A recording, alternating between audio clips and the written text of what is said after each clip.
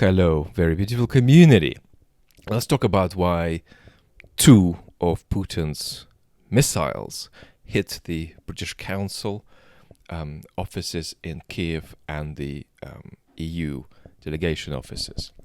It's worth saying straight away that Putin's idea of a military target, as is Israel's for that matter, is the target that furthers your understanding of your aims in the war, whatever they might be. That could even be regime security. So there's a kind of a liberal fatuity, a kind of a froth atop a glass, to make too sharp a distinction when a war is happening between civilian and non-civilian casualties. Now, my understanding of this attack, my assumption about it, is that it was deliberate. And my understanding of that comes from the weapon systems being used. We're talking about a ballistic missile or a cruise missile. And that's an interesting way in which there is an intersection between military insight and political insight. Because I have no military insights today because I've not kept up to date, forgotten everything I knew. But I had a period in my teenage years where I was obsessed with military aviation, which is very atypical for me because I normally do not have any interest in technical things. So it had a kind of a bogus spiritual dimension for me when I was like 10. And that put me in a position where by the time, and I was in the UK at that point, just having come from Israel, by the time the first Chechen war began, I could see the Kremlin propaganda making claims about what they were doing that were completely unfeasible relative to the technology that were flying there and the kind of weapon systems that technology was carrying.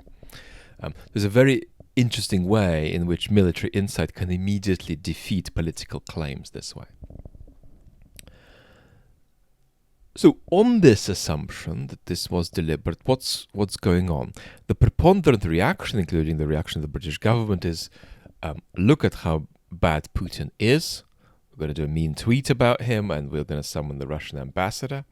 And Putin is so mean because he wants to carry on the war and he's unserious about negotiations. And the wonderful Mark Galeotti has come along, as quite frankly have other insightful commentators, and said, look, I'm not sure this is Putin sabotaging negotiations. This is Putin negotiating à la Russe, as Mark Galeotti said. So let me do my version of imaginative self-extraction for us and put ourselves in the head of a Putin that's alone at night speaking to himself, so not engaging in public consumption propaganda. Number one, Putin speak.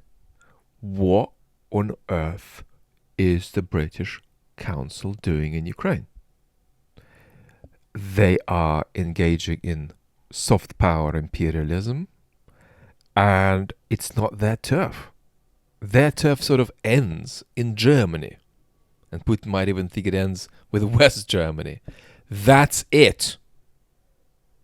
It gets a bit more egregious the further east you travel. In Ukraine, it's very egregious.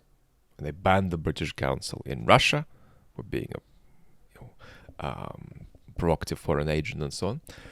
And there's no reason for them to be in Ukraine. It's just a very, very malign influence that threatens my regime security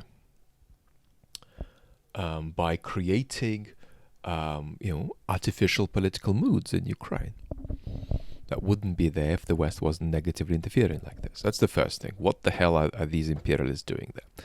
The second thing is that it seems to me, Mr. Putin, that throughout this war, the West has played a toxic role in not allowing Ukraine to grasp the reality on the ground, that it is in their interest to make more concessions than they're making.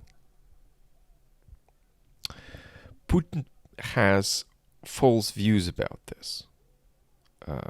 He exaggerates the degree to which this was the case because he can't fathom properly.